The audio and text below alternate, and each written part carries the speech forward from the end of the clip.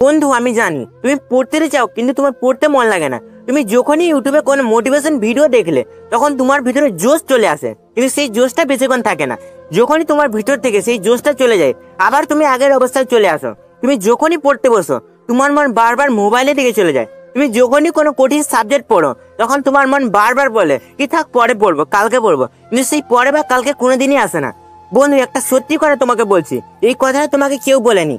কথাটা হলো, যদি তুমি টপার হতে চাও তাহলে মোটিভেশন ভিডিও দেখা আজ থেকেই বন্ধ করো। তুমি কি ভাবো টপাররা মোটিভেশন ভরসায় পড়াশোনা করে? কোনোদিনই না। টপাররা মোটিভেশনকে দেখেই ঘৃণা করে।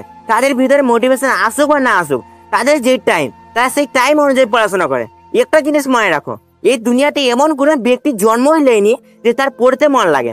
সহজভাবে বলছি, তুমি যদি পড়তে চাও, পরীক্ষায় ভালো নাম্বার নিয়ে আসতে চাও, তাহলে পরিশ্রম করো, রিভিশন করো এবং মোবাইলে ফালতু সময় নষ্ট করে বন্ধ করো।